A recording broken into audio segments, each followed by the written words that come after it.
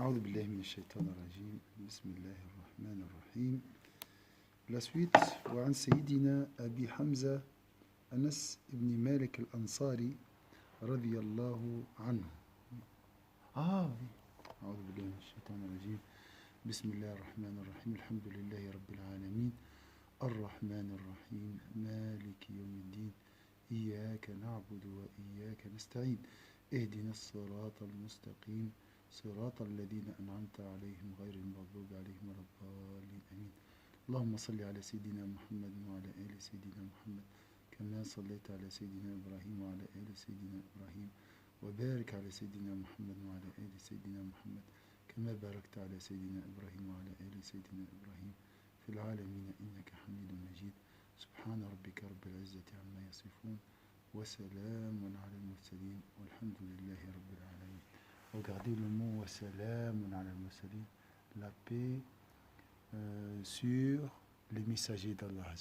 Regarde ce mot qui est très simple, mais que tu es en train de faire quoi ici?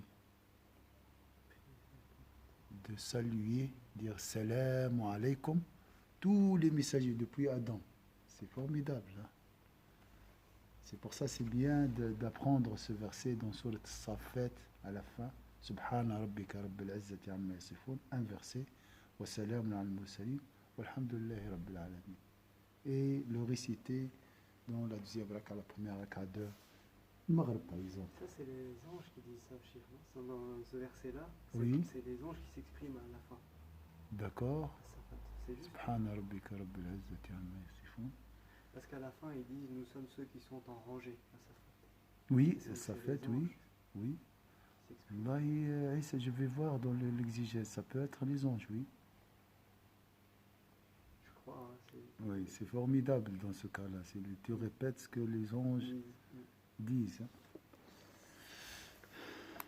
Hein. Donc le chapitre, c'est le repentir.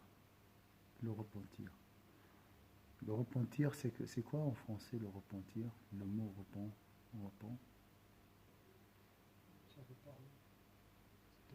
Oui, ça c'est. Mais l'acte lui-même, c'est. Dans la langue arabe, tab, ça veut dire quoi tab? Parce qu'il y a toujours les images dans les verbes en arabe. Il y a toujours une action. Tab, celui qui retourne. Donc je m'égare, je fais un péché, après je retourne à Dieu. C'est ça l'image de tab. Comme Ab, la même chose, d'accord? C'est ça le mot Tauba, c'est le retour. Je m'éloigne, après je reviens. Je m'éloigne et je reviens. C'est comme ça. Après, guide-nous dans le droit chemin. وعن سيدنا أبي حمزة Anas ibn Malik. Anas ibn Malik, celui qui a servi Sayyidina Muhammad sallallahu alayhi wa sallam 10 ans. Il a vécu avec Sayyidina Muhammad 10 ans chez lui en tant que serviteur. Khadimi Rasulullah. On va voir ici, c'est pas marqué. Attendez, peut-être c'est marqué. Oui, le serviteur de l'envoyé de Dieu.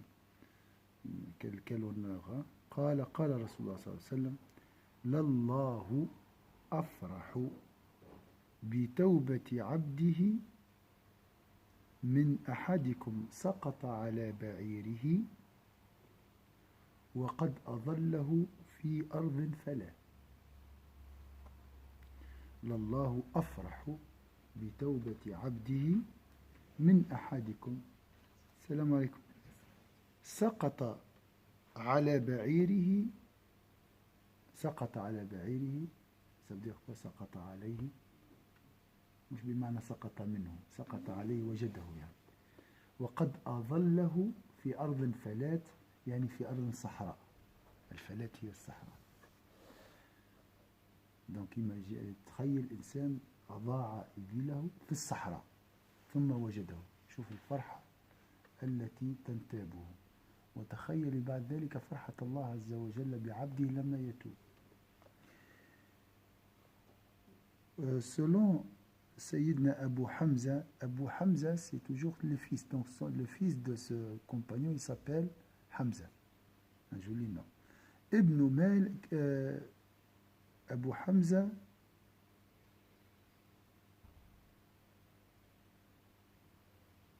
Alors il manque ici, si vous avez le livre, il faut ajouter Anas ibn Malik al-Ansari. Donc c'est marqué Ibn Malik, c'est juste, mais il faut ajouter Anas, il s'appelle Anas ibn Malik ici. Cet homme a vécu 120 ans. C'est parmi les derniers compagnons du prophète sallallahu alayhi wa sallam. Il a vécu longtemps après le prophète sallallahu alayhi wa sallam. Et il a transmis beaucoup de hadiths du prophète parce qu'il a vécu avec lui. Il a entendu le prophète sallallahu alayhi wa sallam. Anas ibn Malik. Al-Ansari, serviteur de l'envoyé de Dieu, le prophète sallallahu alayhi wa sallam a dit. Et moi je dis, pourquoi ce compagnon n'est pas considéré parmi les meilleurs compagnons comme Sayyidina Abu Bakr Siddiq? Pourquoi Sayyidina Abu Bakr Siddiq est meilleur que lui? Alors qu'il a vécu vraiment cette proximité. Il était chez le prophète 10 ans. Pourquoi? Pourquoi il n'a pas un degré plus élevé que Sayyidina Abu Bakr Siddiq? On sait que le degré le plus haut, c'est Sayyidina Abu Bakr Siddiq. Pourquoi?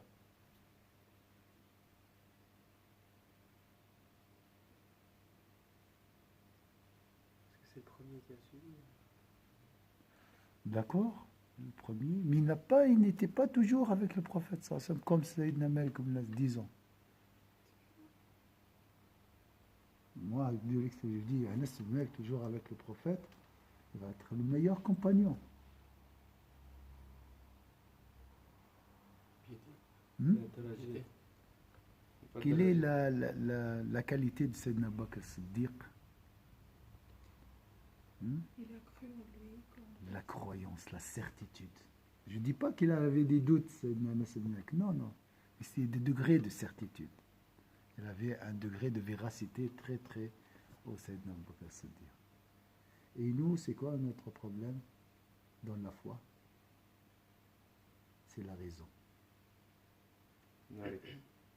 On veut tout rationaliser. La raison, elle est faite pour construire des ponts. Pour comprendre les maths, pour comprendre la science naturelle, les sciences naturelles, mais pas pour comprendre le monde invisible.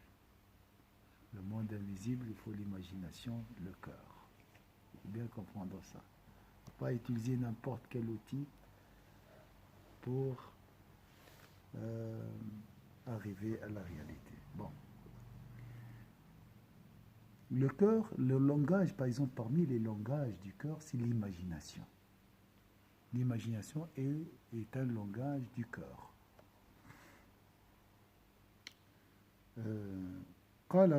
Donc le hadith de Sayyidina Anas ibn Malik, donc certes, Dieu se réjouit du repentir, dans la langue arabe c'est le retour, de son serviteur, plus que l'un d'entre vous qui retrouve son chameau dans le désert, après l'avoir perdu. Imagine, tu perds ta chamelle et dans le désert. Donc, ton seul moyen pour se sauver, hein, pour rester vivant. Et après, tu le retrouves. Tu retrouves ta chamelle. Hein? Tu ne vas pas croire, tu vas dire, ah, c'est lui, c'est pas lui. Donc, juste une image pour comprendre la joie d'Allah Azza wa Jalla lorsque son serviteur répond à lui. Est-ce que l'image est claire ici? C'est juste pour comprendre, hein, mais c'est autre chose, la joie de Dieu. Je ne peux pas imaginer. Déjà, je ne peux pas imaginer ta joie. La joie d'une personne. Parce que la joie, c'est une question, c'est une notion impalpable. Donc voilà. Et là, c'est un pécheur. Hein, on parle d'un pécheur. Il n'a pas encore prié. Il a juste décidé de faire le repentir. Ça, c'est la joie d'Allah. Alors, qu'en est-il de celui qui prie matin et soir sur le prophète, qui prie, fait les 5 prières, hein? وفي رواية لمسلم الله أشد فرحا بتوبة عبده حين يتوب إليه من أحدكم كان على راحلته، الراحلة هي الجمل، بأرض فانفلتت منه. Ici, il y a plus de détails dans cette. وعليها طعامه وشرابه فأيس منها. En plus, يئسه. فأتى شجرة، جاء تحت شجرة فالتجع في ظلها وقد أيس من راحلته، استسلم. يعني شوف الفرحة هذه بعد شنو؟ بعد يأس. فبينما هو كذلك إذ هو بها قائمة عنده فأخذ بخطامها ثم قال من شدة الفرح، شنو قال؟ اللهم أنت عبدي. من شدة الفرح فرحان قال اللهم أنت عبدي وأنا ربك. أخطأ من شدة الفرح. Donc il y a plus de détails ici dans cette histoire, juste pour nous rapprocher la joie d'Allah Azza wa Jalla lorsque tu fais le repentir. Dieu et dans une autre version rapportée par l'imam Muslim, nous avons, subhanallah, j'ai lu l'autre fois Muslim, on dit Muslim et Bukhari, on pense que c'est des gens rapporteurs. Hein? Et c'est facile ça. Ils ont, ça c'est une vie, c'est un homme. L'imam al-Bukhari en arabe il nous a dit mata kamadan. Il est mort par une dépression très profonde, à cause d'une dépression très profonde, d'une tristesse très profonde, l'imam al-Bukhari. Subhanallah. Parce qu'il était très attaqué par il avait un niveau très haut, c'est al-Bukhari, il avait un niveau. Mais vous savez, il y a toujours de la concurrence et la jalousie entre les ulama. Donc il y avait un complot, il a vécu un complot contre lui. Subhanallah. Les gens parlaient mal de lui, beaucoup de zizanie, beaucoup de rancune. Il a décidé d'abandonner tout après avoir écrit bien sûr son livre. Et il a préféré vivre tout seul. Et il est mort aussi tout seul chez lui. Donc il a préféré. Donc une histoire très mouvante du même Bukhari. On ne parle pas de ça. Mais c'est un homme très sincère. J'imagine aussi un musulman.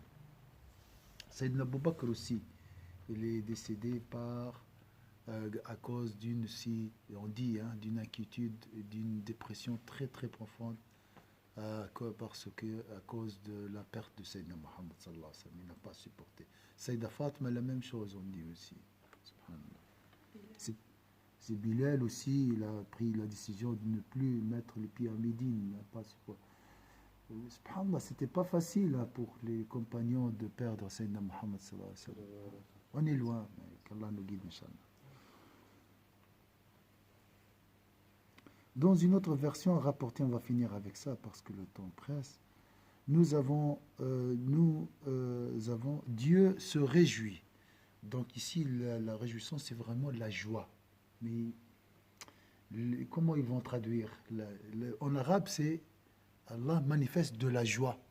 Hein? Ici, c'est marqué se réjouit du repentir de son serviteur, plus que ne se réjouit l'un de vous qui, traversant une terre désertique, voit sa monture lui échapper. Et cette fois, voilà les détails, emportant sa nourriture et sa boisson. Donc il n'a plus rien. Désespérant de retrouver sa monture, maintenant il est dans le désespoir. Des fois, je fais un péché et je ressens un désespoir. Je dis, moi, je ne sers à rien. Cette religion n'est pas à moi, je ne suis pas pieux. Je fais le péché, je reviens. Donc, imagine dans ce désespoir total, Il s'allonge à l'ombre d'un arbre, et ça c'est un autre détail, l'arbre il est là, et l'homme il est allongé à son ombre, à l'ombre de cet arbre, alors qu'il est ainsi, voilà, désespéré, imaginez, à l'ombre d'un arbre, voilà que sa monture se présente devant lui. Il la saisit par la bride et s'exclame sous l'effet de la joie. Il dit quoi à votre avis? Il va dire quoi? Il va inverser. Il va dire quoi? Mon Seigneur, il s'adresse à lui comme si c'était... il dit, oh mon Seigneur, Il s'adresse à Allah. Mais il va inverser. Il va dire donc quoi? je suis ton Seigneur, tu es mon serviteur. Seigneur, tu es mon serviteur. Et je suis ton Seigneur. Hein? Comme étant ainsi un lapsus. C'est juste? C'est une faute.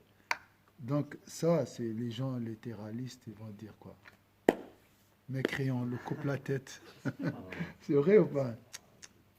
Là, c'est de la mécréance. Tu es mon serviteur. Il dit à Allah, tu es mon serviteur. Allah ne regarde pas les paroles. Allah regarde le cœur. Et c'est Allah qui nous a transmis ça à travers la bouche de Sayyidina Muhammad. Donc voilà la joie d'Allah Azza wa Jalla lorsque son serviteur, et on doit pardonner, nous, on doit imiter la joie d'Allah Azza wa Jalla. On doit accepter les gens qui font des péchés, qui se trompent, d'accord, on doit pardonner. Qu'Allah nous donne la miséricorde. Voilà, un joli hadith. بارك الله فيكم كذلك. أعوذ بالله من الشيطان الرجيم. بسم الله الرحمن الرحيم. والعصر إن الإنسان لفي خسر إلا الذين آمنوا وعملوا الصالحات وتواصوا بالحق وتواصوا بالصبر. سبحانك اللهم وبحمدك نشهد أن لا إله إلا أنت نستغفرك ونتوب إليك. سبحان ربك رب العزة عما يصفون. سلام على المرسلين والحمد لله رب العالمين.